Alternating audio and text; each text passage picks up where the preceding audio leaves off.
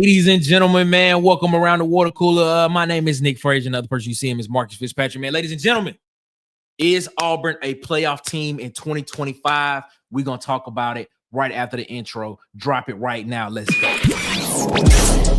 You are now tuned in to Water Cooler Talks, covering everything you love about college football, especially everything going down in the SEC Conference.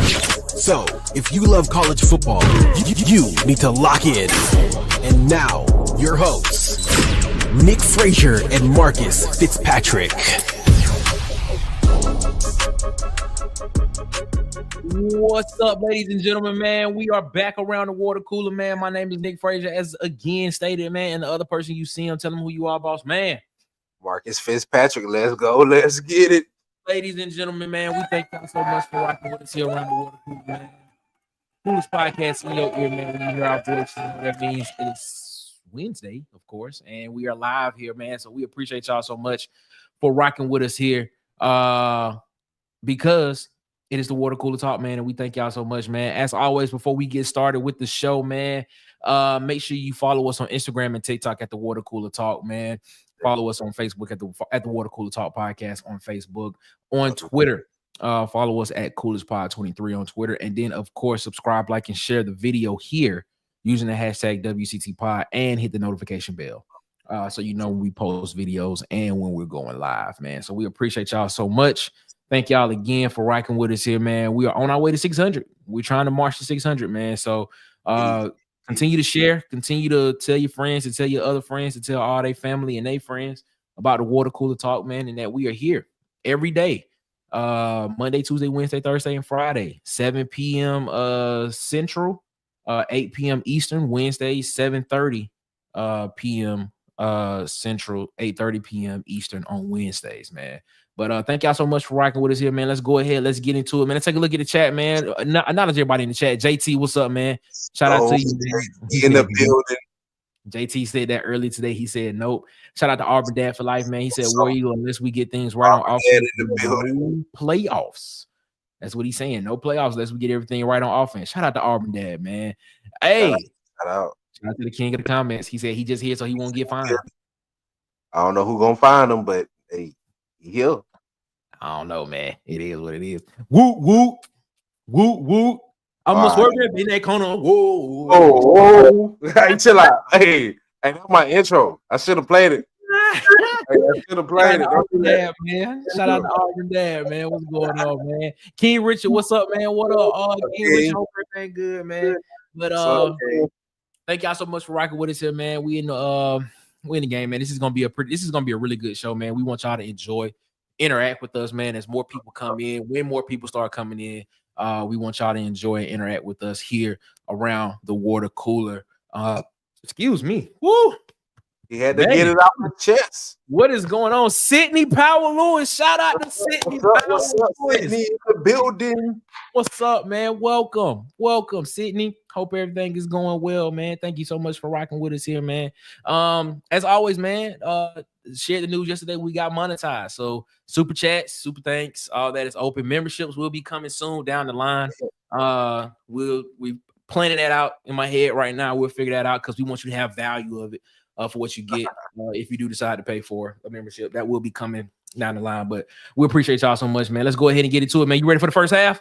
Let's get it, dude. Let's go. First half. Let's go. This is the first half.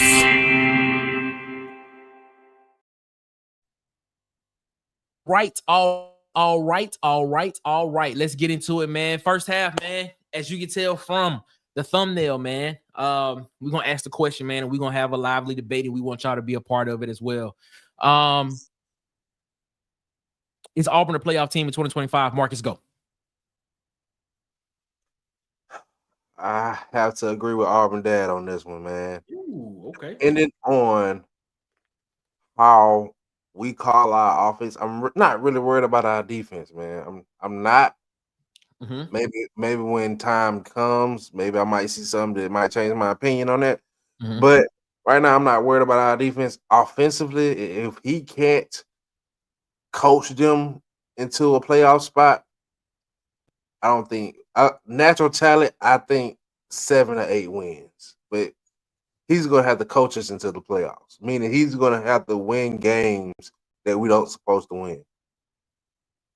Talent-wise, we are good, but he's going to have to coach the rest of the way. Meaning he's going to have to scheme his way into winning games that we don't supposed to win. Because talent-wise, we're in there with just about most people, but we're young. So schemes is going to be very, very important when we play very experienced teams and very experienced coaches. All right, so King Richard said, talent-wise, we should be a playoff team. So we had this conversation Monday with shout out to Tez, everybody's fan favorite, for rocking with us, man. And we had the conversation Monday saying that that we basically said Auburn was probably in that 4 to 6 range, talent-wise, roster-wise. So you're telling me, based on talent alone, Auburn should not at least be in the conversation to be in a playoff spot next year? Talent alone, I say 7-8 wins. Wow, really? Just 7 or 8 wins, talent alone. 7-8 wins, talent alone. Because if you think about it, Jackson Arnold said we was a playoff team last year, talent-wise. I still think the deficiencies at quarterback stopped us from being a playoff team last year. Like, you still have to go. So was it just the deficiencies at quarterback, or was there more to the story? Deficiencies in play call. Okay, all right. Deficiencies in play call, and I think this year we have the team. We have a better quarterback than last year, meaning natural talent wise, with less deficiencies. I think he can pull out at least 2 to 3 more games. So those 2 to 3 more games, the other games, I think Hugh Freeze is going to have to coach it. Like King Richard said, exactly. King Richard. Shout out to TJ. 7-8 wins, great coaching, 9 to 10. TJ Lou said, "Pulled up on y'all boys, man. What's going on? What's going on, TJ, man? Hope everything going well with you, my guy. Appreciate you stopping by the water cooler, man. Chilling with us, man." He basically said his stats last year, the quarterback stats last year, said that he was that said that he was playoffs. 2,700 yards, almost 2,800 yards last year. 27-13, if I'm not mistaken. Last year, 21 touchdowns, 9 interceptions. That's not good enough to make the playoffs. So are we go? Okay, so let's have this conversation. Let's have this conversation. All right.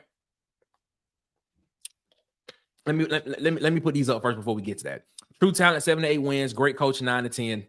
Shout out to King Richard. Auburn Dad said, I believe in blue shirt ratio. If I believe in blue shirt ratio, then we should be a playoff team. We had this conversation last night on the Sharpshooters podcast. Shout out to Sharpshooters podcast. And we're going over there and having that conversation about blue shirt ratio. I'm gonna tell you this. Oh, my bad. TJ Luke come and say, if you lose to Baylor, his job is on the line from the jump. I think how you say Jackson is better than Thorne? We haven't shown it yet. We're gonna get into that. Hold on. So let's talk about it.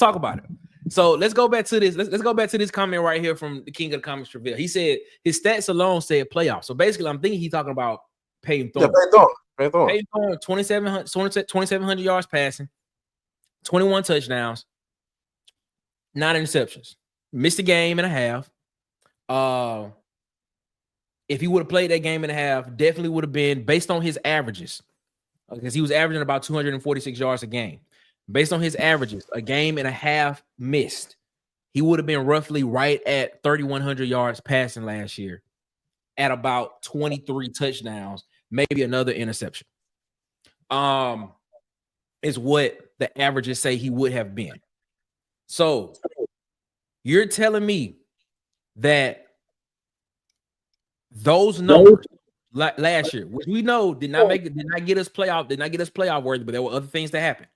So you telling me right now you don't think that it was more on coaching than it was on player? I didn't say that. No, okay. I definitely agree. It was more on coach. I've been the biggest advocate saying that. You know that. Go back to watch anything in the past. I'm big on saying it was coaching. But Okay. alone, we're talking about next year being a playoff team. And I understand saying Jackson premeditated will be better than Payne Thorne. But if we read into the article hype, he's supposed to be. So naturally, if we going off what the media is saying, he's supposed to be better than Payne Thorne. And he's supposed to be Hugh Freeze's guy, meaning it's no excuse going into next year. Why natural talent wise, I don't want to hear that it's a deficiency anywhere because our team is stacked. So we should be able, natural talent wise, to hang in with the best of them. But he's still going to have to coach in games that is more experienced coaching. It is more experienced players because we're still a fairly young team. Okay. So for us to be a playoff team, those things still have to happen. So basically, this year, Auburn making the playoffs. If we go back to this comment right here from King Richard, man, true talent, 7 to 8 wins. So I ask you this question. Let's just say 8 wins is true talent. In your opinion, are you confident enough in Coach Hugh Freeze's and this offensive staff's game planning and play calling to get us 2 games?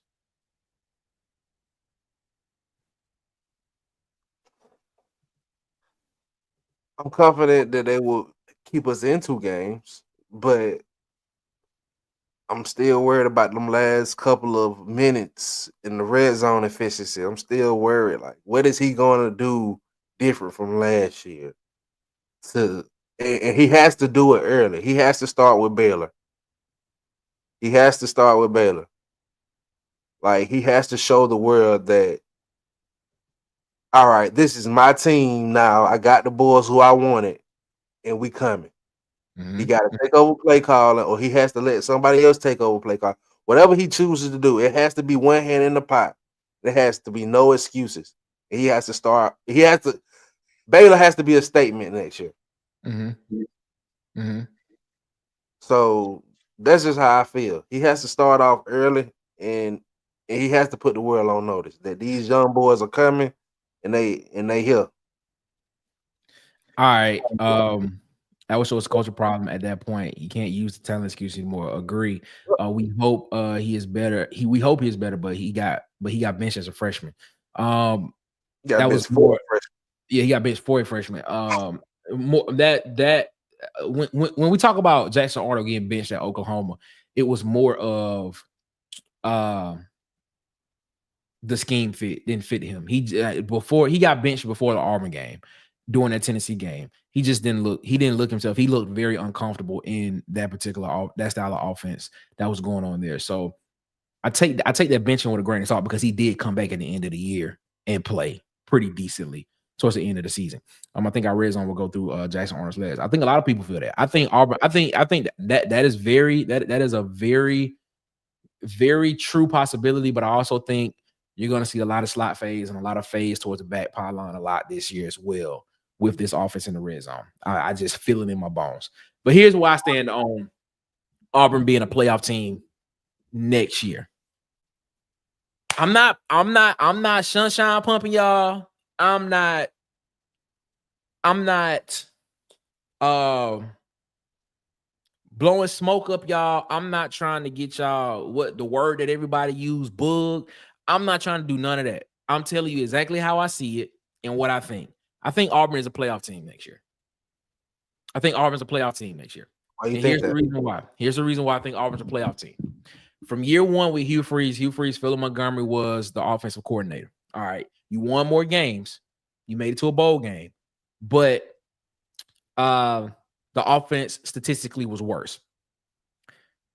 In year 2 of Coach Hugh Freeze at the helm at Auburn, Auburn's offense statistically was better. The quarterback played better. You had better receiving numbers. You almost had a 1,000-yard receiver. You had a 1,200-yard back in an offense where the back wasn't even featured. And the offensive line, in the most important part of the offensive line, the left tackle was not the most solidified part. It was a very leaky faucet right there. Red zone offense was bad. Special teams was bad. And still in that, you had a quarterback who was top 6 in the conference. You had a running back who was top 2 in the conference, and you had a wide receiver who was top 5 in the conference in yards. Now, if you look at certain games, and we kind of talked about this last night, you look at certain games, you turn the ball over 4 times against Cal and still only lose by 7. Mm-hmm. You turn the ball over 5 times against Arkansas and still only lose by 10. If I'm not, I can't remember the final score, but you only lose by, I think it was like 10 points or something like that. You're winning against Oklahoma, and then you have a disastrous play. You have a disastrous play that changes the momentum of that game. Georgia, you have momentum at the beginning of the fourth quarter. You have momentum. You are 4th and 2. You convert that 4th down. You don't know how that game ends because you're down by 11 at that time. And you on their side of the 50 getting ready to go in, potentially could either score or get or kick a field goal, depending on how the field goal kicking was going. Don't know if we make it or not. But you have a potential, you have a chance to go down and score. Okay. Mm-hmm. Vanderbilt, you lost by 10 points at home against what everybody was considering to be a Diego Pavia team, a Diego Pavia-led team that was just about to come in here and just that put up. What did they put up against Bama? What did they put up? 27, 31 against Bama? Something like that. And our defense only gave up 17 points, but the offense could only put up a touchdown. Okay? I just named 5 games. And out of those 5, correct? Didn't they have a bye week before that? To prepare for that Vanderbilt game? Yes, they did. You come out of bye week and you only put up 7 points. 7 points. That's a problem. But this is the thing. Right? Appreciate that, TJ Lou. He said he put up 40 against Bama. My bad. Thank you. You look at that. And I look at where Auburn sat last year in total yards for offense. Now, I know some people look at scoring offense. Auburn averaged 27.3 points per game this past season. Something like that. 27.8, excuse me. I look at total yards. In total yards, Auburn was number 42 in the nation. You look at the top 10 teams. Out of the top 10 teams, 5 of those teams were playoff teams. 2 of them were fringe playoff teams. And if you take the average of what Auburn did last year compared to those top teams, Auburn was 61% pass to 39% run. If you take those averages to the top to the teams that matched in the top 5, if you take all those teams that had the same percentages, add them up, divide them by the number, it comes out to roughly about 700 yards that Auburn needed in order to be considered to be in the top 10. 360 some yards between passing and rushing, which is about 30 yards extra per game. You add Jackson Arnold, you add Eric Singleton, you add Horatio Fields, you have Cam Coleman coming back, you have Perry Thompson who's about to have a breakout season, Malcolm Simmons who's coming back. You go out and get Darrell Robinson, you have Jeremiah Cobb, you have Damari Austin in the backfield, Preston Howard from Maryland, Brandon Frazier's on his way back. Not to mention Connor Lou's gonna be back on the middle of the line. Dylan Wade's coming back. Jeremiah Wright's coming back. You went out and solidified the left tackle position in Xavier Chaplin, and now Xavier Miller is potentially on his way back to being a right tackle. And you went and got Mason Murphy out the transfer portal as a right tackle backup as well, potentially. Not to mention, you go out and you get Jackson Arnold in the 4th, 5th day of the portal being open. You sign him. He's one of the first guys that you sign. I am optimistically encouraged that Coach Hugh Freeze knows that he is in a situation now that he has to deliver this season. Yep. Does he take over? We talked about play calling last night. Does Coach Hugh Freeze take over? Does he become the sole play caller? That's still to be determined. We probably won't know that until probably close to the season. But with an upgrade at quarterback, based on what we have been reading, like you said earlier, Jackson Arnold is a 5-star plus guy coming out of high school across all services. Eric Singleton, honorable mention all ACC team. Cam Coleman, almost 600 yards receiving last year. Malcolm Simmons, roughly about 300, 400 yards receiving last year. Horatio Fields, a big strong target down in the red zone. Perry Thompson, who is just waiting to his chance to come in and waiting. That's exactly. You get Darrell Robinson coming in from UConn, who had 730 some yards rushing last year as a freshman, who's probably the most experienced running back in the room, and besides Alvin Henderson, he's the youngest one behind Jeremiah Cobb and Darrell Robinson. And then you go out and shore up the offensive line. I agree with you. There are no more excuses. None. Freeze this year. I'm critical. That is the reason why. You look at those games that I mentioned. If you upgrade the talent in some of those positions, if you have better situational play calling, and I have gone back and forth on this because I honestly don't think Coach Hugh Freeze is going to make the same mistake twice. I honestly don't think he will. Yeah, but I gotta ask you. You said that you had a different opinion last year. That's the reason why I'm so worried, because last year you was like different season. So you gonna give him the benefit of the doubt? Give him the benefit of the doubt until he does it again. Until he does it again. Well, I said Bella has to be different. Like in the beginning of the season next year, he has to show me he's gonna be different. If you look at those games, Auburn won 5 games last year. We could easily sit here and say Auburn is an 8-win team last year. If you look at 3 games. Very true. And those 3 games that I think you're thinking about was very situational coaching. Arkansas, and Oklahoma. Yeah. And let me not forget Missouri. It was those a lot of those games fall on Hugh Freeze. So you sitting here telling me in those 4 games, you lose in the Cal game by 7 points after turning the ball over 4 times. You lose by, if I'm not mistaken, 10 points in the Arkansas game, and you turn the ball over 5 times. And shout out our defense. And Peyton Thorne didn't even play the whole game. The Georgia game, the score was not how that game went. Like that, the end score was not how that game was going. That was a very close game going into the 4th quarter. The Oklahoma game, Auburn was winning. Come on, man. Auburn was winning that game, driving down the field to go win, to go close the game out. Missouri, Auburn was winning. That's 4 games right there. You take the Georgia game out, that's 4 games that Auburn could have won. That's 9 games. If one thing changes, 1 or 2 things change, that's a 9-win season. And we're sitting here having a conversation of, is Auburn in the playoffs based on who you lost to?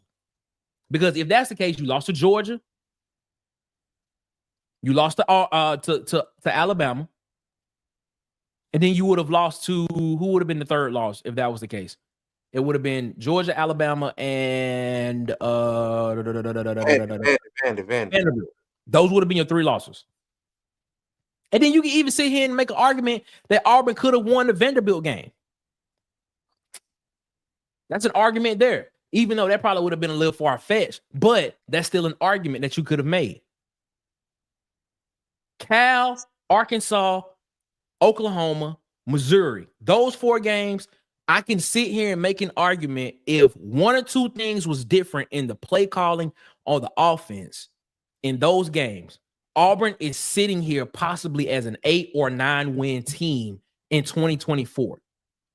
And the conversation we're having now is completely different, because then we'll be saying, oh my God, Auburn should be a sure-in playoff team with the talent that was just accumulated in the first transfer portal window. This conversation is completely different. Yeah. So I will sit here and say that I am not going to sit here and think that Coach Hugh Freeze is going to make the same mistakes again. It's on record. I'm putting it on record right now. Put it on wax. And if these same mistakes happen again, I'm telling you, He's going. I will be upset. I'm giving him the benefit of the doubt, man. I'm gonna give Hugh Freeze the benefit of the doubt right here. I need your word, Nick. I need your word, Nick. If he comes in next year and he pulls this, that he pulled last year, I need you to be critical, Nick. I don't want you to do no punches. Listen. What is my motto by week 4 or 5? Really, by week 4. We know who you are. Really, by week 4. Whatever your team is by week 4, that's what your team is gonna be by the end, going for the rest of the season. So, Nick, right now, you in your heart of hearts, you believe if Hugh Freeze get down by 14 points, what he gonna do? 10. Listen, this is the thing, though. This is the thing. We've already made it clear that Hugh Freeze wants to throw the ball around. Yeah. We've made that clear. We've made that very clear that he wants to throw the ball around. There is nothing in this argument, and let me make that clear, that is saying that we're gonna run the ball, that we're gonna have nothing I'm saying here is saying that at all. We throwing the football. Yeah. Auburn's throwing the football this year. We're going to live and die by putting the football in the air. I'm telling you, this RPO option game, throwing the football, having the big plays, every two to three big plays a quarter, it's coming. We're throwing the football this year. So my thing is, he went out, and the more that I look at what he picked up in the portal, the more that I look at what the type of pieces that he's putting on this offensive side, the more that I look at this, the more I say this, man.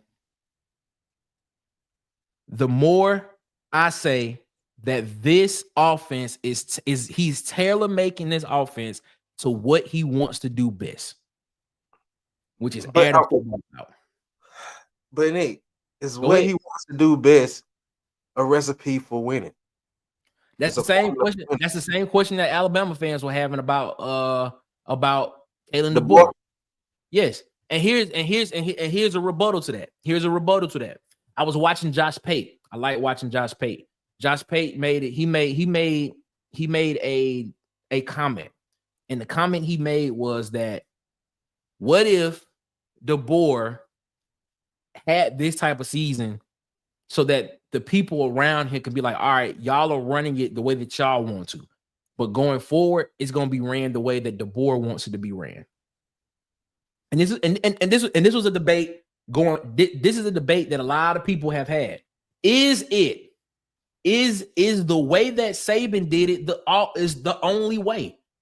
Is it the only way? Tyke may disagree with me. Well, I think Tyke just don't like Slick Sheridan. I think that Tyke just don't like Slick Sheridan. That's all that is. If this style of offense was working with the type of players that he wants to get, that he wants in his particular system, because let's just be honest, college football is more of a system type offense than it is more of like the NFL, where if you go to the NFL, you can plug and play anybody anywhere. There's a little bit of nuance everywhere. Yeah, I agree with that.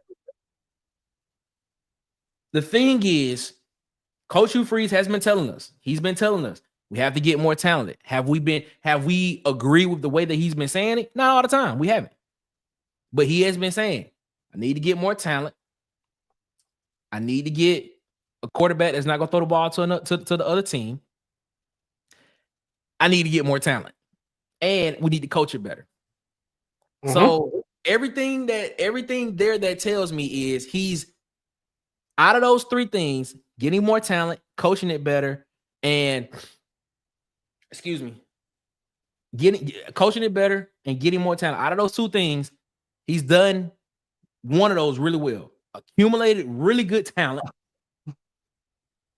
Now we got to see him coaching better. Let's take a look at the comments before we get going, man. King Richard said if he has made the right choice at QB position, we should be able to put NCAA on notice. I agree, man. I agree.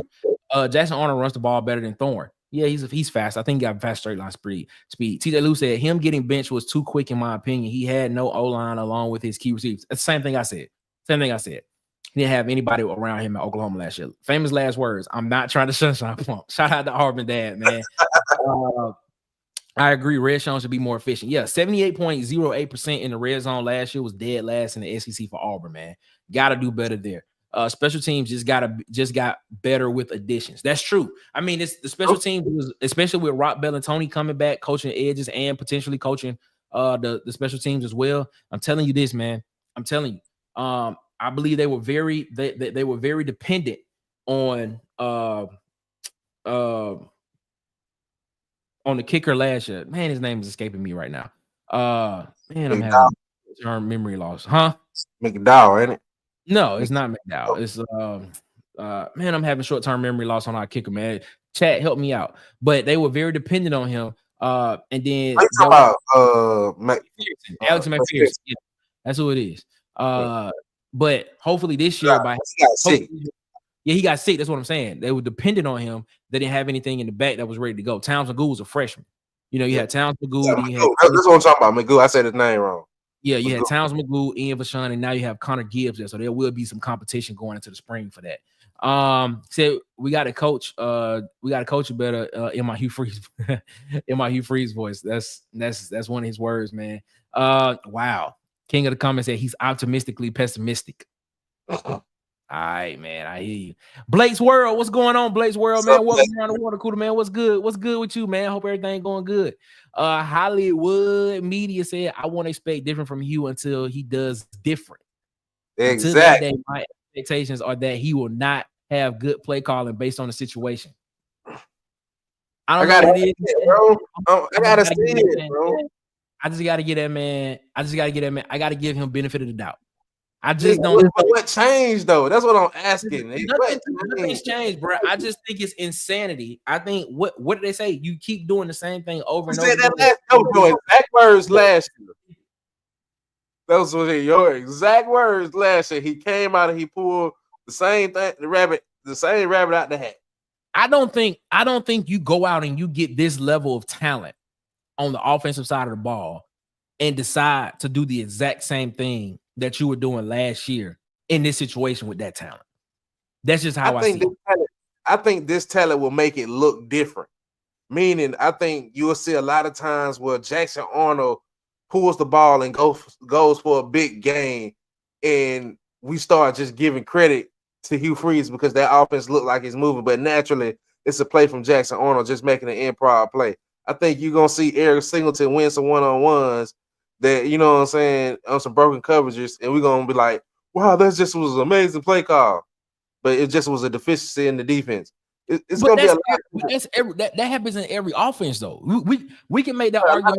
We caught those bad breaks last year. That's what I'm saying. That's why we look, like you said, in those games, we caught those bad breaks. And on top of that, he didn't know how to rebuttal from those bad breaks. So this year is gonna just look different out the gate. But late in games or in games where you have to out-coach the other coach, I need to see him come through. And I need to see him make that statement before I change my opinion. I think part of that is going to be not having play calling by committee. That's going to be the biggest part. True. I think that's very true. Sole play caller at that particular time, I think that changes the game off top. Because one person gets in the flow of the game, and it's the difference. Exactly. Tyke said you may want to detail the mistakes. Are there 3, 4, or 5 mistakes? Well, I tell you one mistake off top. The play call against Oklahoma, throwing the interception right there that Payne Thorne had. Another mistake going into halftime in that I want to say it was that Arkansas game where you mismanaged the clock and then you miss a field goal going into halftime when you could have had a chance of actually throwing the ball in the end zone and giving yourself a chance to get 7 points, or at least score. You could score a touchdown or at least give yourself a chance. Another one, the first play of the fourth quarter against Georgia, when if there was a play called and you see your quarterback audible out of that play, why not as the head coach you're in the game. You're in a situation where this changes the game. If you get a first down, you have the opportunity to keep going on the field and score. Why not call a timeout at that time and see what is your quarterback seeing and why is he changing the play at the line? And tell him to stick with the play you call. Exactly. So things like that. That's what I'm talking about. So I don't think that in those situations you're gonna see Coach Hugh Freeze do those same type of things again. I just can't see it. And if he does, we in for a rude awakening. Also in the Vandy game, our defense only gave up 227 yards. Come on, man. Come on, bro. Shout out defense. I said that. Shout out defense. Shout out to Tight, man. What up? What's going on, man? Everybody greeting everybody in the chat, man. We appreciate y'all so much for rocking with us here in the chat, man. TJ Lou come in and say on the neighborhood 40s, Nick, he was going to get this right. That's what I'm telling you, man. He got to. I just do not see this. It can't happen again, man. Like, because if it does happen, and we're gonna get into this in the second half because we got to get out of the first half. But if it does happen again, we'll talk about it in the second half, man. What's up, man? Josh Pate is fair. I watch him a lot. Yeah, man. I like listening to Pate, man.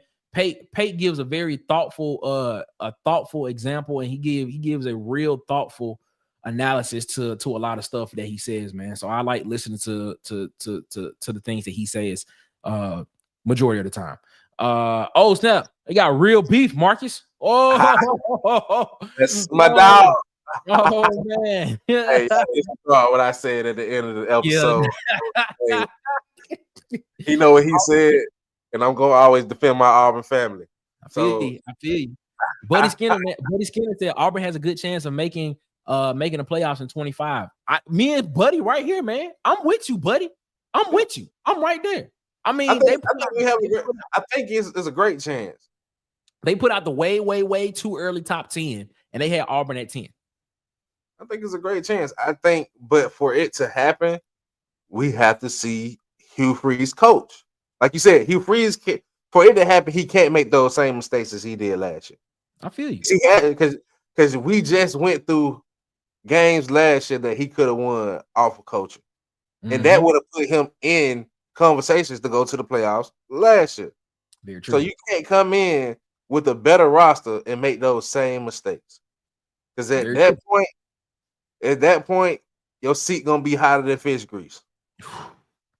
You're gonna be jumping. You gonna be trying to jump out. It's gonna be. It's just question. All right. Well, I wait till second half. We gotta get out of this. All right, man. That's the end of the first half, man. Let's go ahead and head into halftime, ladies and gentlemen. Man, we appreciate y'all so much for rocking with us here around the water cooler, man. Let's go ahead, man. Let's go ahead and let's head to halftime. Let's go. You don't out your seats. It's halftime.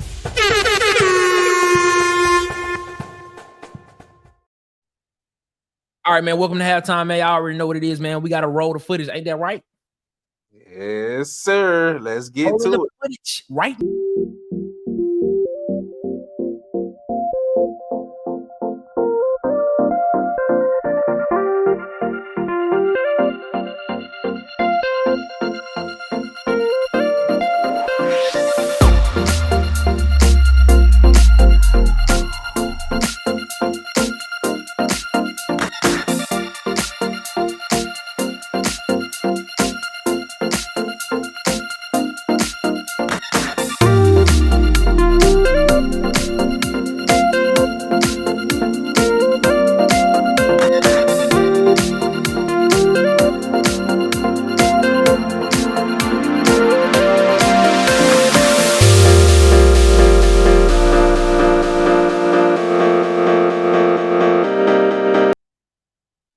Hey man, shout out to our guy DJ, man. It was just in the comments of the Water Cooler Talk podcast, man. You want to feel like a star. You want your memories to last forever. You wanted to be star-studded, man. Shout out to our guy Hollywood Media, man. DJ, man. Follow him on TikTok, Instagram, and YouTube at Holly. That's Hollywood EY _media. and on Facebook at Hollywood Media with 2 A's, man. Shout out to that guy, day one supporter of the Water Cooler Talk podcast, man. That's what I'm talking about, man. And the inaugural Water Cooler Talk podcast Fantasy Football League ended. Payments will be going out the first week of February. Congratulations to the third place winner, yours truly. I'm hating. Congratulations to the second place winner, Joe. I don't care. And of course, the winner of the league, DJ. It was rigged. It was rigged. How did DJ? I still don't understand how that man got. What was his record? Like 15-3? Bro, who knew Baker Mayfield was gonna have the fantasy year he had? Who you telling, bro? I was like, that's an inside tip, but it was rigged, bro. I want to redo. The crazy part about it is, bro, DJ went undefeated for like the first 9 weeks because of Baker Mayfield and Michael Evans. It was rigged, bro. I want to redo, bro. We coming back next year, so y'all be on the lookout, man. Payments are coming out. Payments will be coming out first week of February, so y'all be on the lookout for that. I put a poll up on YouTube today, from the Water Cooler Talk podcast channel. We put a poll out, and we asked a question: what percentage range chance do you give Auburn at being a playoff team in 2025? Out of 20 votes that we had up until about an hour ago, 45% of those said 0 to 25%. 30% said 26 to 50%, and 25% said 51 to 75%. How you feel about that? It's a lot of fans out here that's divided, man. Like, that's why I said that it makes my point. Hugh Freeze has to come in and make a statement with Baylor, because the fan base is obviously, if these are Auburn fans that are voting, I'm pretty sure they are. I'm pretty sure it's Auburn fans voting. Yeah, you know what I'm saying? So if it's not no Alabama haters out there who probably put their little comments in the chat, be sharp. But hilarious. But nah, he has to start with Baylor, man. He has to come in and make the fan base believe that it's a difference. Because we it's people like me, you, well, obviously you can change your stance, but me and DJ, who we want to believe, but we want to see it first. Okay. All right. I feel what you're saying, man. I hear what y'all saying. I ain't gonna say 0 chance, but you know what I'm saying? Natural talent, like I said earlier, 7-8 wins. I think if you go back and you look at those games that we lost last year, if we would have had this roster that we currently have, those guys would have got us at least 7 to 8 wins in those games. I hear you. And the other few, he gonna have to outcoach. Buddy's getting said he think it was Thorne more than Coach Freeze. That's. I think they both get a little equal part of that. Okay, got it. Got to screen record the whole show. What? This man tight, bro. This man tight. To be honest, PT started KLS down on that pick six. Oh, okay. All right. Bubba, man. Shout out to Bubba, man. Welcome, Bob. Showed up late, bro. I'm texting. Appreciate you.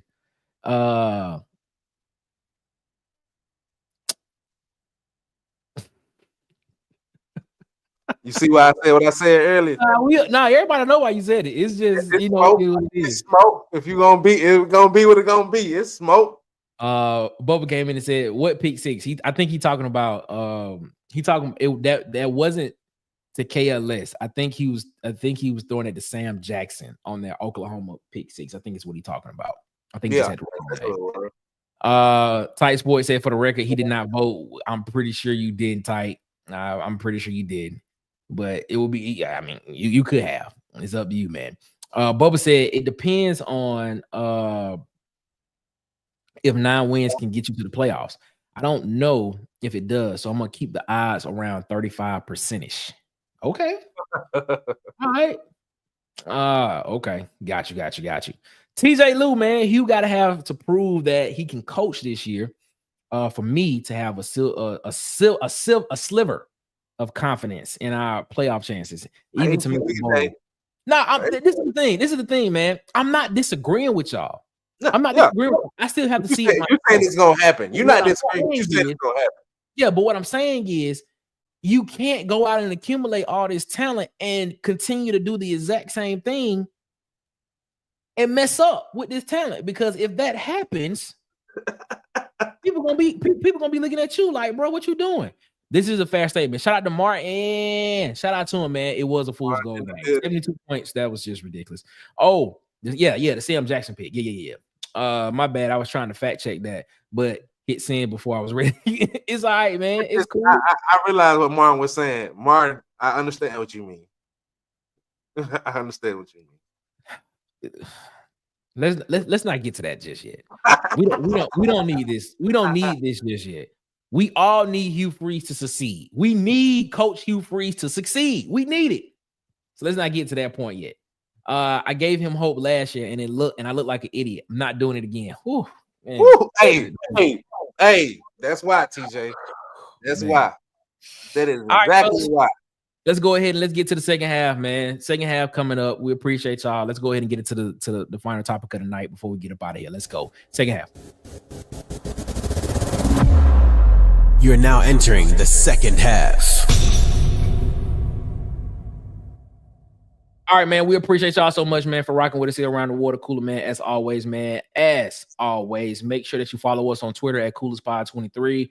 Follow us on Instagram at the Water Cooler Talk Podcast. Of course, on Facebook at the Water Cooler Talk Podcast on Facebook. And of course, subscribe, like, share, and hit the notification bell here on the Water Cooler Talk Podcast channel, so you know when we post videos and go live. And of course, when we post polls on YouTube throughout the day, because we'll be trying to post a poll every single day. We're trying to upgrade the content for you as well. And thank y'all so much for helping us get monetized, man. So super chats, super thanks are all available now, and memberships will be coming in the future. So just trying to make sure that you get the value for what you get if you do decide to purchase a membership with the Water Cooler Talk, because we want you to be happy with the content that you're getting here around the water cooler, man. And we appreciate y'all so much. Go ahead. Where can they get one of them shirts? They can't get one of those shirts right now. This is one of one. Them shirts nice, nigga. They can't. It's one of one as of right now. So it is what it is. So we'll figure that out down the road, hopefully. But let's go ahead and get into the second topic of the night before we get up out of here, man. And we thank y'all so much, man. So let's look at the other side of this. So I think Auburn has a chance of being a playoff team, and I gave you my reasons for that. No, I didn't. I did not. Did not say that, bro. I did not say that, bro. His words, TJ, is one of one. It's one of one. It is one of one. I'm just saying, there's only one of these shirts made right now. You know what I'm saying? It is. Actually, it's 3 of these shirts made. Is it? No, it's one of these shirts made right now. I'm tripping. It's one of one. Yeah, it's one of one. Actually. So, I mean, it's one of one. Like I said, one of 3. Be trying to get. If you want the merch, we will do our best to make that happen. That's what I'm saying. Keep growing the community. I want it though. Y'all gotta show us how I want it. Growing the community. We want people to enjoy the content. We're trying to build a community of people that enjoy the Water Cooler Talk, the brand of the Water Cooler Talk. And we appreciate y'all so much for continuing to come around the water cooler and chill and chop it up with us around the water cooler. Let's get back to the topic. We want to win. That's not. I like that quote. Bro, that's not. It came off. If it came off wrong, I apologize. It did not. It was not supposed to come off. It's one of one. That's just a hard quote. But it's one of one. Anyway, like I was saying, so let's flip this thing. All right. So I gave you my reasons why I felt that Auburn will be a playoff team next year. Yeah. We can go, but you rewatch the show. You'll see what I'm saying. Now, let's look at the opposite side of it. If Auburn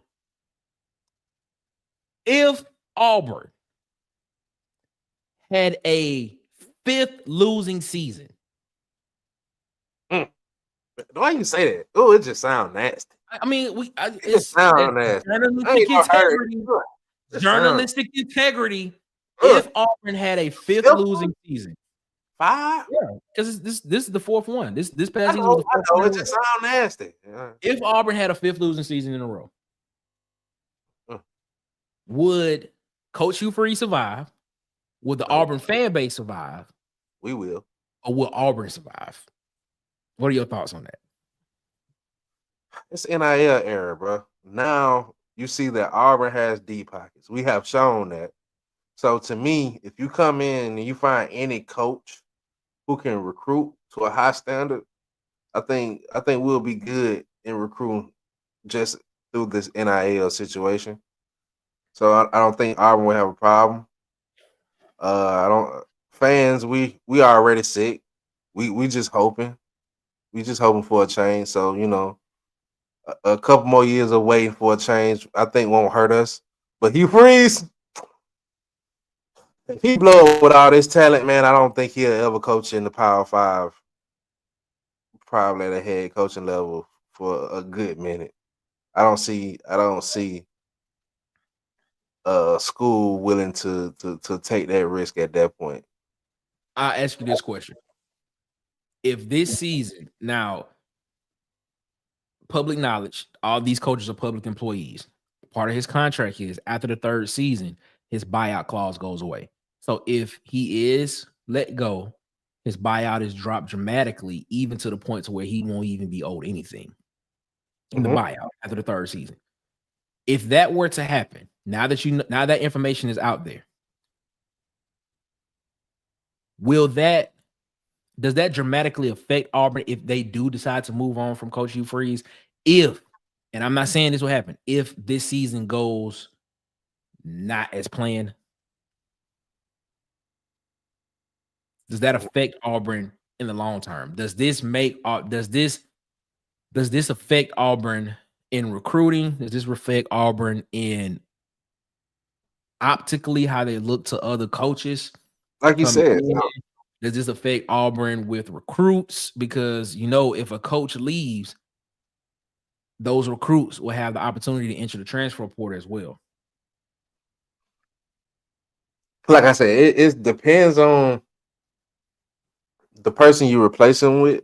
The person you're replacing with has to be, I won't say just a huge name, but I think they would have to have a good enough name that people are attracted to who they are and come to play up under them.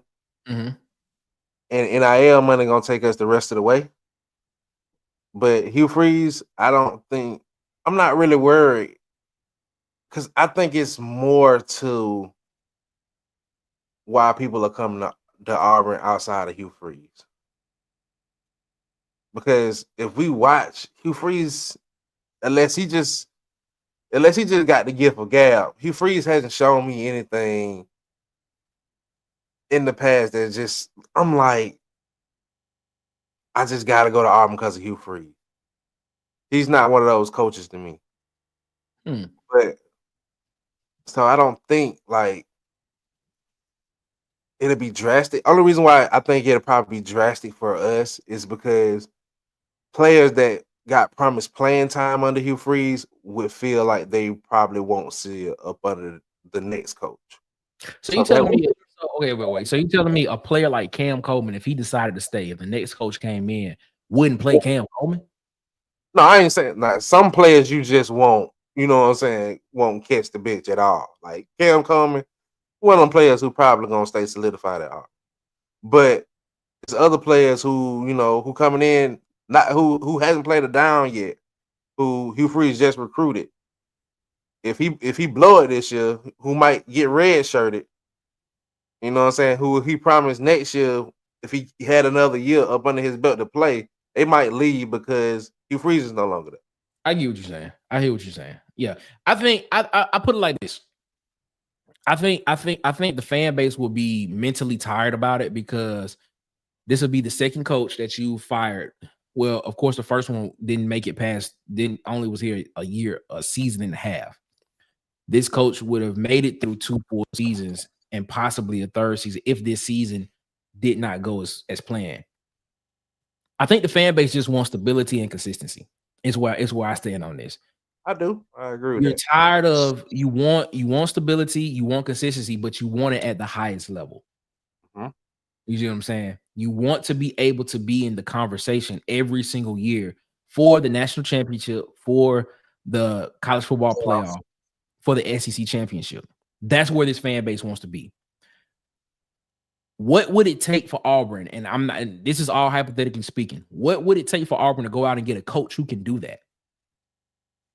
Can host? I ask you this question. I ask you this question. Do you think Coach Hugh Freeze can have this Auburn team perennially in the conversation for the college football playoff, the SEC championship, and the national championship every year, starting this coming up season? Do you think that? Do you believe he can do that?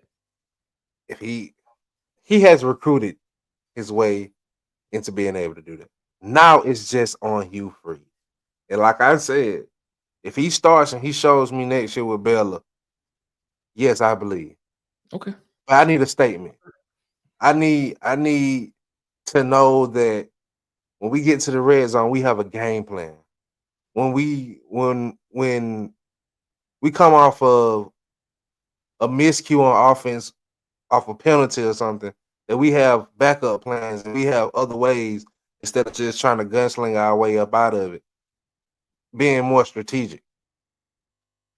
Like between the 20s, we were good last year, but next year it's gonna be, to me, it's gonna be predicated on how does Hugh Freeze close out games. Late in the game, play calling last year to me was horrible. Mm-hmm. And Hugh Freeze is gonna have to show us that he can finish games and he can play either behind by a couple points or with the lead. Okay. I hear what you're saying. I hear what you're saying. I just think I think how will it affect the Auburn football team? I think if this season goes bad, I think of course you're going to see a lot of guys jump into the portal because they have that option. So that's how I think it affects the team. But to your statement earlier, you're going to have to bring in a guy that I believe is going to have to be a splash hire to keep people excited, that has had success on this level somewhere else, and that may not be a current person, because if there is a current person that is in a situation now, why would they leave the situation they're in unless it's just bad and Auburn's just an upgrade? Can I ask you a question real quick, Nick? Go ahead. Do you think if this season goes bad, do you think DJ Durkin is good enough to move from DC to head coordinator and keep those same guys without no hop? It's a possibility. I mean, the way that he is organized on the defensive side of the ball, I mean, you would want that organization throughout the whole team. So I think DJ Durkin would definitely be a name that's floated around as the head coach. But is DJ Durkin a guy that can go out and attract other recruits to come to Auburn? We know he can do it on the defense side of the ball, but he would have to go out and hire a really interesting OC to go out and get the kind of recruit that you need in order to score on the offensive side of the ball. I've always been a proponent of having a head coach that's more of a CEO. I don't want, like, we're in this era of college football to where a lot of coordinators are head coaches. Like, I believe that there are guys who are great at being coordinators, and then there are some coordinators who are great coordinators who will be great head coaches. But there are a lot of coordinators whose ceiling is just being a coordinator. They're not meant to run a team. You see what I'm saying? So I've always been a proponent of guys just of having a CEO minded type person as the head man of the football team. knows what's going on with the defense, knows what's going on with the offense, knows what the plan is, but he has the final say so. He checks off basically what is going to happen that week. You know, your offensive coordinator says this is the best plan. All right, I trust you. Let's do that. Defense coordinator says this is the best plan. All right, I trust you. Let's do that. And you let your coordinators run their sides of the ball. I've always been a proponent of that. Always been it. But will Auburn have to go out and get somebody like that? For one, Auburn gonna have to be. If that happens, this is probably gonna put Auburn in a position to where Auburn's gonna actually have to give up a lot of leeway to a guy in order for him to be able to run their program how he wants to run. It's gonna have. They're gonna have to. You're gonna have to, because it's just gonna be. I don't think you're gonna get a guy that comes in and just be like, all right, y'all have some kind of say so in this particular situation right here. If this season goes bad, the next guy that's hired, I am almost certain that he will have full autonomy of the program. Question: What restrictions you think they're putting on Hugh? What restrictions are they putting on him? Restrictions, however you want to call it. Do you think, let me ask, I'll follow that up with a question. Do you think Hugh Freeze has full control, has full leeway with his team? Do you think Hugh Freeze can just go do whatever he wants to do with his team? I think he recruited how he wanted to. I think all the things that can influence winning, I think he has control over. Okay. All right. I hear what you're saying. But, do you think, my question to you is what you think? Let's just go back here. Do you think any Auburn coach has had full autonomy over a football team at Auburn? Very true. No, I don't. Exactly. At a certain point, boosters will. But I think at certain points they did. But at a certain point, our boosters and fan base also have influences on coaching.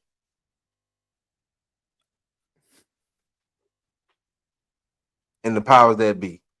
Okay. Because I know that we did had some decent coaches that come through Auburn that, to me, for some reason, at a certain point got stale. Okay. I'm gonna just put it like this.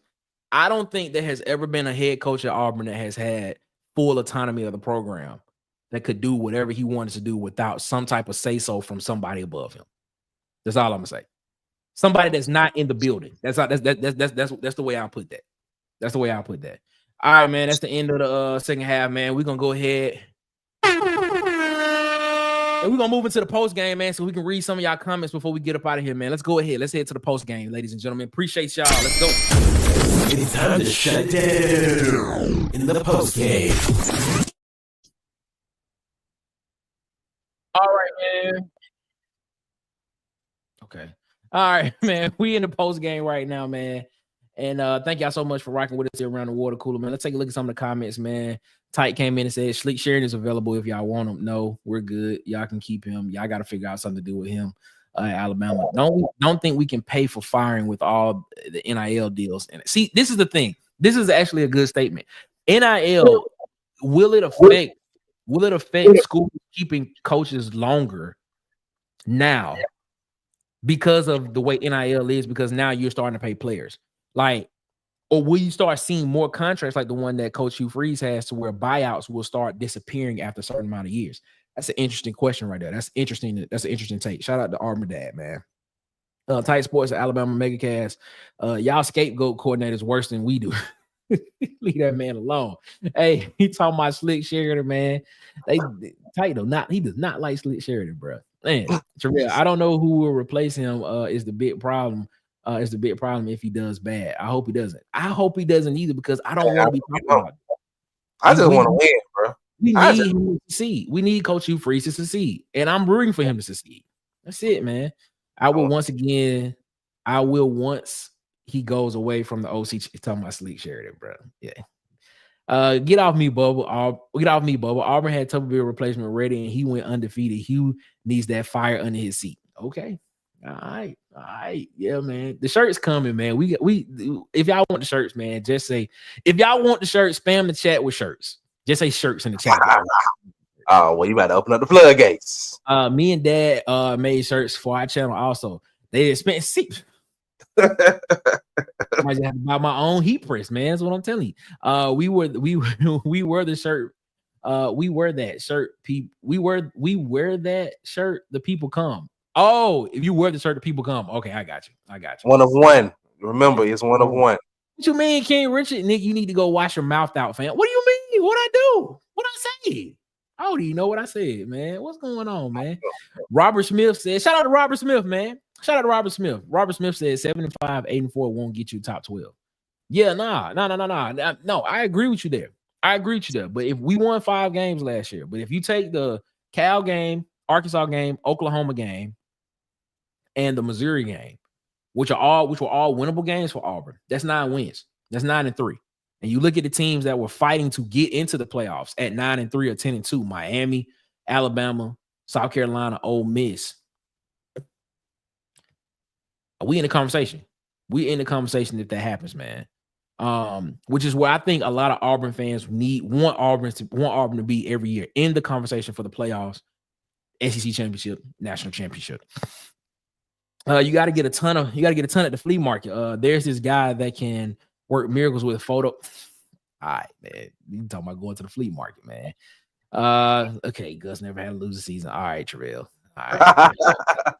Let's not get on bang, that. Bang, bang. Look, then Ty got to hype him up. Bang, bang, bang, bang. Let's not get on that, man. Please not get on this.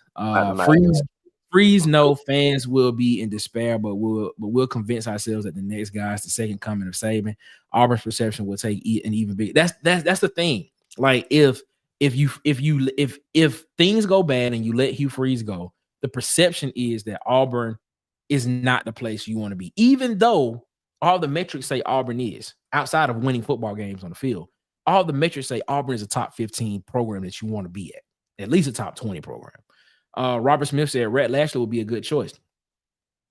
I'm not mad at that choice. I'm not mad at that choice, but does Rhett Lashley leave SMU? Does he leave everything that's happening at SMU? They just built the new facility for SMU this past year. So I'm telling you, man, I don't know. I'm telling you. Thanks, Bubba. Gregory McCart, man, will absolutely lose the roster. That's what I'm saying. If you lose a guy like Hugh Freeze, a lot of these guys that came here, they came to play for Hugh Freeze.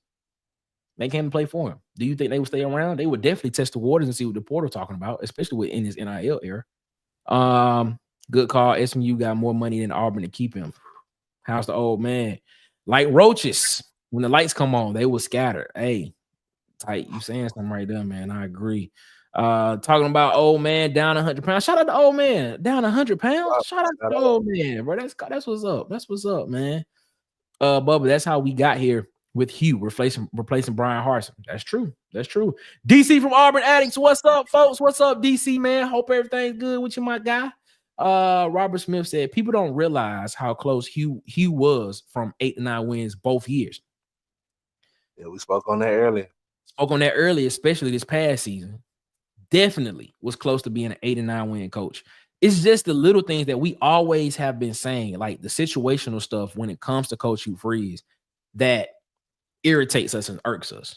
Like just the little things, the game management situational type things that just irks us. And I asked the question last night, if we were 5 to 10% better, not even 10, if we were 5 to 7% better in the red zone last year, if we go from 78% to 82, 83% in the red zone, does Auburn win 7-8 games? I definitely feel. Come on. It's just the little things. And then the thing about it too is field goals. Teams had something to play with that as well too. You missed a lot of field goals on the special team, so that has a lot to play with it as well, man. So I'm telling you, it's crazy, man. They asking Auburn Addicts, when do you sleep, man? He don't. He doesn't sleep. We got to go up 4-0 in non-conference, including Baylor. Then I think we can go 500 in the SEC. It's actually a good take there, Robert. I like that take. So if you can beat Baylor, If you can beat Ball State, South Alabama, which are your first 3 games, then you go on the road to Oklahoma. I actually got it up right here. Let's do this. So the first games is you got Baylor on the road, Ball State, South Alabama. Then you have Oklahoma, Texas A&M back-to-back, Georgia, Missouri at home, Arkansas on the road, Kentucky, Vanderbilt on the road, Kentucky at home, Vanderbilt on the road, then Mercer, Alabama. This is a pretty manageable schedule. Yep. Hey, it's a pretty doable schedule, Hugh. It's up for grabs, Hugh. This is a very manageable schedule. Sure. Auburn, I mean, like, if I'm looking at this, all right, let's look at this. Auburn can beat Baylor. Yep. They can. Ball State. Mm-hmm. I hate to say it, but they can beat South Alabama. I hate to say it. Spank. I'm gonna go out on a limb and say they can beat Oklahoma. They can beat Oklahoma at Oklahoma. I'm gonna go out on a limb. Why can't we? Like, we just got their quarterback. We should be able to take care of that. That right there should be one for the books. Texas A&M should be a close game, but they should be able to win that one. Georgia, depending on what their quarterback situation looks like, Georgia's defense is coming back, but depending on what their quarterback situation looks like, Auburn should be able to come in and be competitive in that game. You were competitive in the Missouri game last year. So you saying in the first 6 weeks of the season, Auburn could potentially be 4-2, 5-1? So, I mean, come on, man. It's there, man. It's there. It is there. It is there, bro. It is there, man. We just got to do it, man. Hey, everybody talking to everybody in the chat, man. This is gonna be good, man. Yeah, they saying DC don't sleep. He doesn't. DC is a machine. He's a machine, man. He is a machine. 26 and on, we should be competing for championships every season. Cam will be juniors and will be developed. Yeah, I think to be completely honest with you, I think the 26 season is the season. Yeah. That Coach Hugh Freeze is looking at because he has to retain his job, though. That's what we talking about. So basically, to retain his job, he has to win. He has to make a bowl game, which is probably make a bowl game, win 8 games. So if he wins 8 games this year, he retains his job, I think. But to be, I think if he makes a bowl game this year, he retains his job. If he wins 9+ games, I think the fan base is optimistic about the future. That's just how I see it. Alabama dust off South Carolina. Yeah, shout out. Okay, whatever. Durkin could do good with an all-star staff. That's what I'm saying.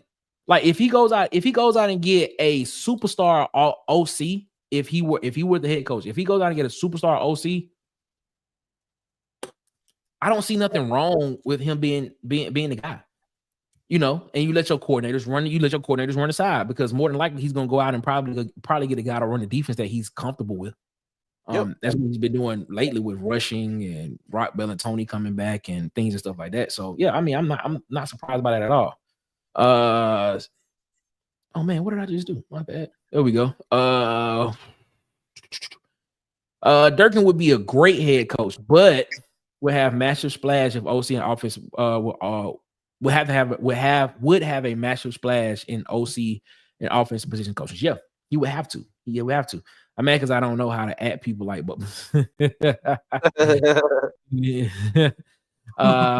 yeah, he better start winning. Yes. This is to the fact. Yeah, when we were talking about the autonomy, he was like, I know Hugh didn't have autonomy at first for sure. Because Phillip Montgomery, Cadillac, and Zach were all forced on him his first season.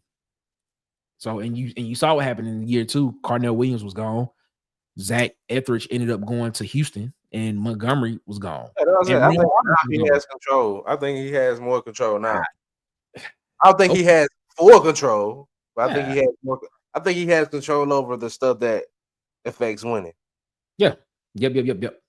Very true, man. Very true, man. Shout out to all y'all in the chat, man. Pat Dye had more control than any coach. Very true. Very true. That's why the field named after him. That's why the field named after him. Shirts. Only 2 people share shirts, so we're more like and they just stay one of one. It is what it is. The bright side of another coaching search is that the coaching carousel does numbers. Yes, it does. And they had an article come out in ESPN basically stating the coaches that they wanted to succeed, the coaches that probably weren't going to succeed. And I think they put Hugh Freeze in the article of wanting him to succeed. So because this coaching carousel coming up may be interesting to see. Hopefully he can get done. I agree, man. I'm with you, Robert. I hope he can too, man. Gotta run, folks. Take care. All right, type. Yeah, bro. What's up, Huggy? What's going on? Hope all is good. You heard me, my boy. Good, hope all is good, man. I feel you on that, man. I feel you. Nah, Huggy at work. Man. Huggy at work. That is the difference. Harsin wouldn't recruit. If Harsin recruited, Harsin probably still be the head coach at Auburn right now. Yeah, man. Huggy at work, man. He at work. He has to beat either Georgia or Bama. All right, let me ask you this question. Listen, you ain't gotta ask me no question. I want to make a statement. Go ahead. He must win the Iron Bowl next year. No ends, buts about it. He has to win the Iron Bowl next year. So okay, so if he doesn't win the Iron Bowl and he beats Georgia, do you still feel different? He has to win. I stand on what I stand on. He has to win the Iron Bowl next year. The only way I'm cool with him losing the Iron Bowl is he win every game outside of the Iron Bowl. You mean he lose every game outside of the Iron Bowl? Huh? I said he has to win, meaning we have to be undefeated going into the Iron Bowl. That's the only way I'm cool with him losing the Iron Bowl. I get what you're saying. All right, I got you. Outside of that game, he it's a must win next year. All right, I feel you. Or okay, all right. I mean, both of those games at home. I mean, he plays Georgia and Alabama at home. Yeah. So we'll see what happens. You're right though, Bubba, man. I remember last year they asked Peyton Thorne if he got inside the Cal game. If he got inside for the Cal game from Sam Jackson, and he said no, that's cheating. He definitely did. Shout out to DC. DC did a whole video on that over on Auburn at his channel. That was funny when he got kicked out of the press conference when he was asking about that. That was actually pretty funny, man. Go check that video out about that. All right, break time over. Catch out on the flip, man. Shout out to Huggy, man. We appreciate you, man. Coming through with us and rocking with us, man. Thank you so much, man. I got Huggy Beard. Y'all, man. Shout out to Huggy, man. Are we just gonna forget the disaster of head coach Durkin was at Maryland? He literally killed a kid. Thank you, Bubba, for ruining all that. Next question. Thank you, Bubba, for ruining all that. Next question. No more hypotheticals with Durkin. Thank you, Bub. I was trying to see the positive in it, but it is what it is. Shout out to Sempra. Man. He said Auburn has a favorable schedule next season. I wouldn't be shocked to see 9-3. That's why I have Auburn right now next year actually as a 9-3 team. I have them as a 9-3 team with losses to potentially Georgia, potentially Vanderbilt, because just Jerry Kill has Hugh Freeze's number potentially, and either Baylor or Texas A&M. I haven't picked yet which one, but I got those. I got them either one of those teams. What the hell, man? No, I think he talking December. What if there is a second Iron Bowl? So are you saying there's a second Iron Bowl in the SEC championship game? Interesting. Yes, after how the 2023 Iron Bowl ended in Jordan, how we need to win the Iron Bowl next season for redemption. Yeah, if you look at it from that fact, I wholeheartedly agree with you there. Because Auburn won that game, and it was just a last second play that just I don't even want to talk about that, man. That was just shout out to Semper though, man. Good kicking, like making 35 yards with ease, will go a long way next year. Definitely would have helped in the Missouri game this past season. Definitely would have helped, and in a lot of other games where the score it would have been one position game. Yeah, it would have been a lot of help, man. I appreciate y'all so much for bringing that up. It's just a fact. You can't ignore it. Talking about the Maryland thing with man, chill out, bud. I know. I feel what you're saying, but man, it just kind of brings it down. He's going through his rehabilitation phase right now, bud. Yeah. You know, you come to Auburn to rehabilitate. It's not okay, but we understand what happened. But goodness, I was trying not to think about it. Oh man, that's it, man. Hey man, we appreciate y'all so much. We haven't done a Water Boy Award in a while. I don't even know if you got one or not. Man, if you want me to throw one, I got some. Nah, if you ain't got one, don't worry about it. I got one. Yeah, we can move on. You got one? Of course, Dwight Howard. Ladies and gentlemen, time to give out the award that everybody loves, but the person that gets it, whoo, boy, they hate it. Give it up for the Water Boy Award. Gatorade. H2O. Water sucks. It really, really sucks.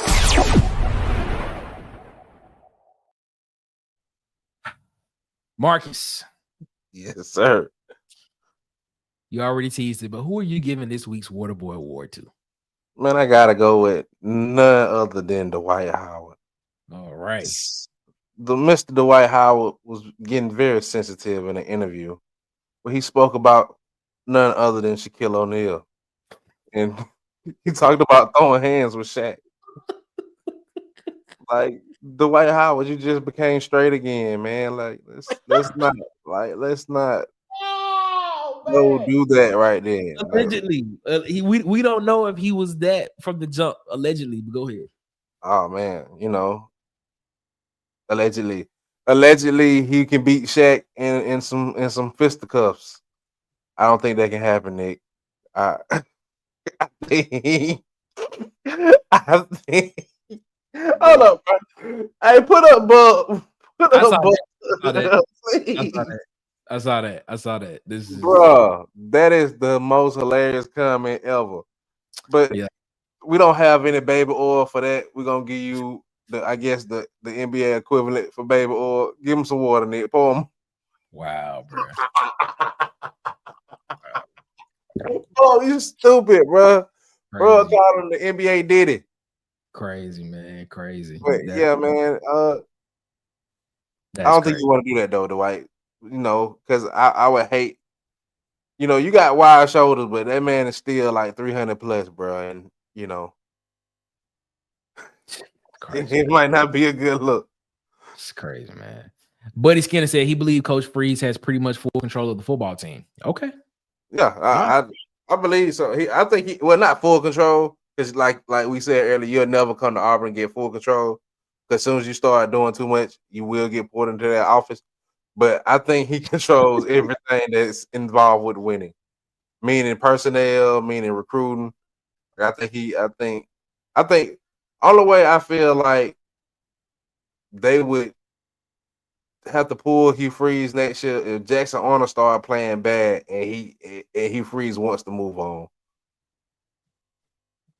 Okay. Then that's when you mean what you said earlier in the season. I mean, earlier in the podcast. Well, podcasts ago, you were speaking on when you make that investment in the NIL, you want to see that on the field. Mm-hmm. So you probably would hear some of those boosters be like, "Hey, we paid that man, dog. We need to see him out there. Like, we're gonna be bad. We're gonna be bad with the dude who we put the money on." Mm-hmm. That's when you will start seeing that old Auburn stuff come back. But right now, I think he has full control on what we're gonna see. Semper said, man, speaking of the Baylor game, I'm glad we play Baylor week 1. You go into a hostile environment and play a tough opponent. It makes your team immediately battle tested and shows your team what they got. I agree with that. Like, even if you play those type of games against like common opponents, it should help you down the line even if you lose that game, it should help you down the line. Going forward when it gets close to selection time. Should is the word. It's the main operative word there. But we'll see what happens, man. He's not letting up off Durkin, man. Dwight coming for you, Marcus. Wow. No secret, Jackson Arnold going to be the difference of 6 wins or 9. I want to believe this, Robert.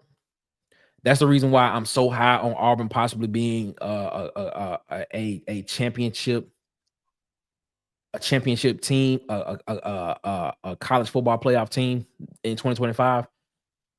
I want to believe this, and then you couple that with the talent that was put around him. that has been accumulated to put around Jackson Arnold, I honestly think that's going to be a difference. That's why I just can't see. I just can't see this going bad this season. And if it does go bad, then it's definitely coaching. Definitely. That's what I was just gonna say. You might want to see because I didn't see that. Oh, snap! I didn't even read out. that one right there would get you canceled quicker than we just got monetized last night, and we finna get cut today. Thank you, Bob. Can't do that. Coach Dye had so much control. He was the AD also. Very true. Very true. He got the field name after him. A prime example of early season loss helping Auburn in the long run. 2017 week 2 versus Clemson. Yep. Very true. Very true. Very true. Because you start because I think they start viewing teams different at the end of the season, because is that the same team at the beginning of the season? And what's my word? What's my saying? By week 4, week 5, whatever your team is at that particular time, that's really what your team is going to be by the end going forward in the regular season. And the saying that they always say is the biggest adjustments are always made from week 1 to week 2. That's what they always say. You can believe that if you want. What if Walker White somehow starts for Baylor if an injury to a starter, if an injury to a starter or wins outright? I don't think he's gonna beat Sawyer Robinson outright, to be completely honest with you. But there's a chance that he does not start, but he will be the starter when Baylor comes to Auburn in 2026, though. That's going to be the storyline. That's going to be the storyline for Walker White. But to Robert's point, let's play devil. Look at Bubba with the super chat. My bad. Appreciate the 199 super chat from Bubba. He was supposed to see that and skip over that, but he wasn't supposed to post that. But to that comment, go back to that comment real quick, nigga. I forgot the comment. But okay, yeah. But let me play some devil advocate real quick. What if he get hurt? The star quarterback from Baylor get hurt in the game. It's not gonna happen. And Walker White, I'm just saying, and Walker White come in and beat us. It's a bad evaluation on Hugh Freeze's part. That's all I'm gonna say. It's bad evaluation. That's what it is. It's bad evaluation, because if that's the case, then that means you didn't see if you didn't see this, you didn't put him in enough situations where he could have performed to have the starting spot, and he just went out and just got Jackson Arnold out of the portal because of outside noise. That's your fault. You had the guy. Are you confident in the season going forward losing that way? Am I comfortable like that? Losing that way? No, I wouldn't be comfortable. I wouldn't be comfortable. I said confident in the season going forward. If that happens, you confident that he didn't change his ways and he's gonna be that guy. But if we lose to Baylor in the game 1 in that form and fashion, I would have some questions. But like I said, losing, I mean, I would really have some questions. But I mean, losing that game and then you win out, or you only lose 1 or 2 games left and you still end up 9-3. I think it's still a solid season for it. But you still have questions though. Shout out to Tez, man. War Eagle to Tez, man. Shout out to Tez, man. Buddy Skinner said Coach Freeze is not getting fired anytime soon. He's killing it in recruiting and has been given time to rebuild the roster.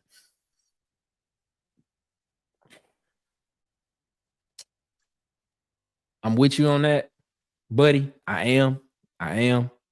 But at some point in time, you got to see progression, and you have to see the coach. You have to see the coach on the field, especially with this talent.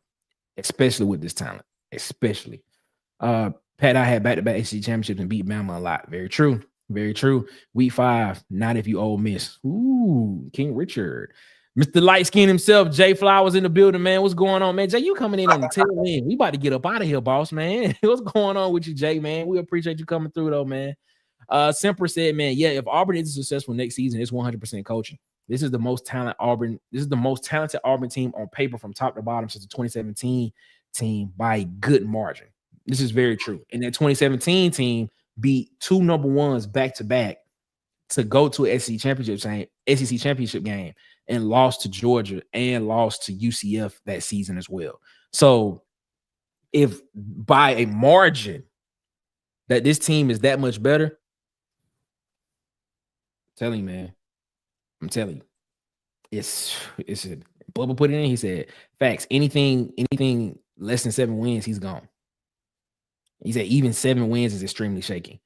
He had the hottest season in college football. Man. Yep. He got it. He said he's training at work this week, man. It's all good, man. We appreciate you coming through, man. Give us a little bit of your time, man. Time, bro. Appreciate you coming through, man. Marcus, man, before we get up out of here, man, what you got to say to the people before we get up out of here, boss? Man, hey, I had fun, man. I had great fun. time. We have a great time, man. Bless, man. Have a safe week, man. Thank y'all for coming, kick it with us. Come back tomorrow and kick it with my boy Nick. I'm gonna try to get on here Friday if work permits it. You know, I'm gotta turn up with the guys. Y'all just be safe, man. Be blessed. Auburn. Baby, that's what I'm talking about. Yeah, right on time too. That's what I'm talking about, man. 9 wins, baby. Everybody that say the magic number I see is 9, baby.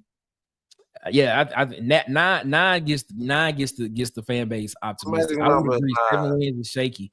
7 wins was supposed to be this season. Next year, in my opinion, he needs showing up to the Bella game in a shirt that say, "Hugh, you better get me at least 9." That's interesting, man. That'll be fun. That'll be funny. Hey, man, we thank y'all so much for rocking with us here, man. Of course, man. As always, man, follow us on Facebook at the Water Cooler Talk Podcast. Follow us on Instagram and TikTok at the Water Cooler Talk. Follow us on Twitter at CoolersPod23. And of course, subscribe, like, share, and hit the notification bell here on YouTube so you know when we post more videos, when we go live, and when we put up our poll of the day every day. We put up a poll of the day every day that we want you all to be a part of. This was the poll today that we put up. What percentage chance does Auburn percentage rank chance do you give Auburn to be a playoff team in 2025? As you can see, 45% said 0 to 25%, 30% said 26 to 50%, 25% said 51 to 75%, man. And we appreciate y'all, man. We'll be putting polls up like this every day as well, man. And we appreciate y'all so much for rocking with us here, man. Make sure you subscribe, like, and share, and hit the notification bell. So you know when we post videos and go live. We are trying to make it to 600 subscribers. So we are trying to get there, man, and we appreciate y'all so much. And we can't do it without y'all, man. We got monetized, man. Super chat, super thanks. All there. Shout out to Bubba for super chatting us tonight, man. The $1.99 super chat. We appreciate that. Memberships will be coming soon, but trust me, these memberships are going to be of much value to you all. So we appreciate y'all so much for that. Think it out. We want to keep bringing you quality content as well. I'll be back tomorrow, 7 p.m. Central Time, 8 p.m. Eastern. We'll be back tomorrow, man. We'll be talking some more Auburn football tomorrow. So we'll see you tomorrow, 7 p.m. 7 p.m. Central, 8 p.m. Eastern. And as always, man, I will always say this, man. You all's participation in the chat, you all's participation in the show, you all being a part of the show, man, we really appreciate it. The call in will be coming soon. We're getting that set up. We will be doing a call-in show every week. More likely that call-in show will be on Thursdays. It is being planned out now, so be ready for that. We'll have the number, and you'll be able to call in, and we'll be able to just talk with you and all that type of stuff. Man, it's gonna be fun. We're trying to make this channel fun. We're trying to make it the people's Auburn channel. We want this to be the people's Auburn channel, and we will always try to bring you the most accurate information pertaining to Auburn football and news around the SEC all the time. That's our goal. Journalistic integrity. Well, I'm just trying to appreciate that. King Richard said he's saying 41 to 51%. King Richard, man, you right. You might be right there with me, man. Simple, man. War Eagle to you, man. We appreciate you so much, man. We appreciate y'all again, man. Thank y'all so much. Your presence is never not appreciated, man. Thank y'all again for rocking with us here, man. Yes, sir, King Richard. Yes, we with you, man. We with you, my guy. If all hearts and minds are clear, if they are clear, make sure you subscribe, make sure you like, make sure you hit the notification bell, make sure you comment. We appreciate you, man. If all hearts and minds are clear, we'll see you tomorrow, 8 p.m. Eastern, 7 p.m. Central. And until then, you all have, no better yet, y'all have a great one. Y'all be blessed. And as always, be blessed and one love. And we out this mug. Holla! Thanks for checking out this episode of Water Cooler Talks with your hosts, Nick Frazier and Marcus Fitzpatrick. Make sure you like and subscribe on your favorite podcast platform so that you never miss an episode.